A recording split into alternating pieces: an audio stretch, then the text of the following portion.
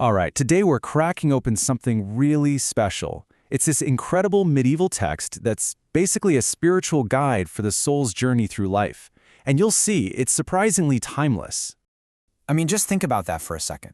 We're living in this age of, endless self-help books and life hacks, but what if there was just one ancient manual that laid it all out for you, showed you the right paths, warned you about the traps, and gave you the tools you need to build a life with real purpose? It sounds like something that would be a bestseller today, right? Well, this idea is actually centuries old. And that's exactly what we're going to do. We're not going to treat this thing like some dusty old relic you just look at from behind glass. No, we're going to treat it like a divine playbook, a really practical guide for figuring out the complexities of our own inner lives.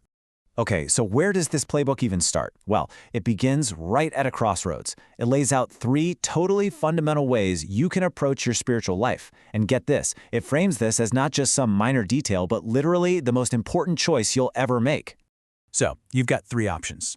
First up, there's the self-serving path. This is when you use faith to get stuff for yourself, personal gain.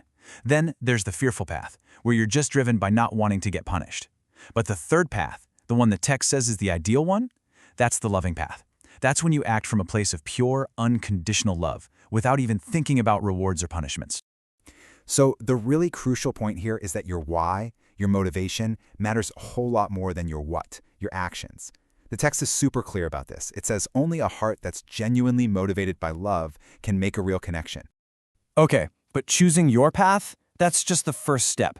The journey ahead is, well, it's pretty dangerous. The world is just filled with things that look like amazing treasures but are actually just cleverly disguised traps. And to explain this, the text uses this really powerful metaphor of 2 burdens. The path of virtue, it says, feels super heavy when you start, but over time it becomes as light as a feather. Now, the path of sin, that's the opposite. It starts out light, maybe even delicious and easy, but eventually it becomes this crushing, poisonous weight. And to really hammer this warning home, the playbook tells this kind of chilling story. It's a parable about a sorcerer and a hidden frog, and it's all about how deceptive sin can be. So the story goes like this. A sorcerer comes up to a man and offers him this casket that's just brimming with shining gold. All he wants in exchange is the man's simple gold ring. The guy thinks, what a deal, and he agrees. But when he opens the casket, there's no gold. Instead, this hideous frog leaps out right onto his chest. Now, what I find really fascinating is that the text doesn't just leave you guessing about the symbolism. Nope, it breaks it all down for you, point by point. The sorcerer, that's the devil.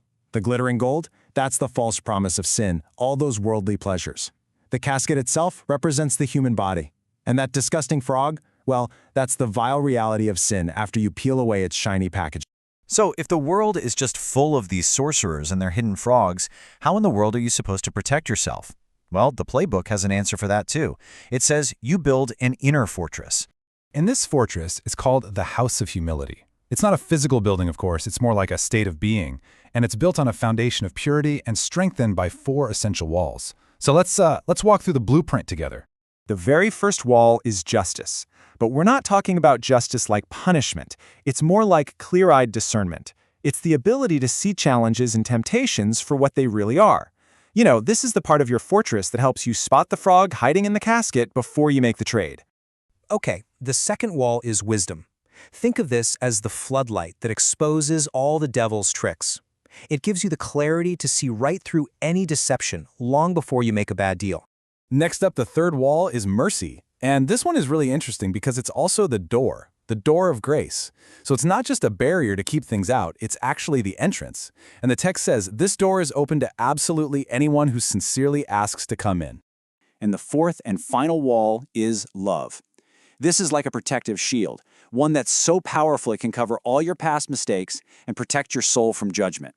It's the wall that really completes the whole structure and makes it secure. But, a fortress is only as strong as the person who's living inside it, right? So the text says the soul itself also has to cultivate its own virtues, things like having a pure desire, an unwavering belief, being obedient, and being humble. The building and the person inside, they have to be strong together. All right, and this brings us to the final, and maybe the most profound piece of wisdom in this whole playbook. It tackles a question that it's haunted people for centuries. Why do bad things happen to good people? Why do we suffer? The text doesn't try to give a simple black and white answer. Instead, it offers this absolutely beautiful and powerful metaphor, and you can actually see it right here in the original manuscript. This quote right here, it reveals this incredible paradox. The rose, right? It's a symbol of everything good and beautiful. But it doesn't just grow in spite of the thorns around it. The text is actually suggesting that it grows because of them. So these thorns, the bad stuff, the struggles in life, they actually serve a purpose. They're there to test and to strengthen our virtue. They protect the rose, our goodness, from being destroyed before it has a chance to fully bloom. They keep us from getting arrogant, and ultimately, they are the very thing that helps goodness improve and grow stronger. The idea here is that without the struggle, the rose could never become as beautiful as it's meant to be. And so, this ancient playbook leaves us with this huge question, one that feels incredibly modern.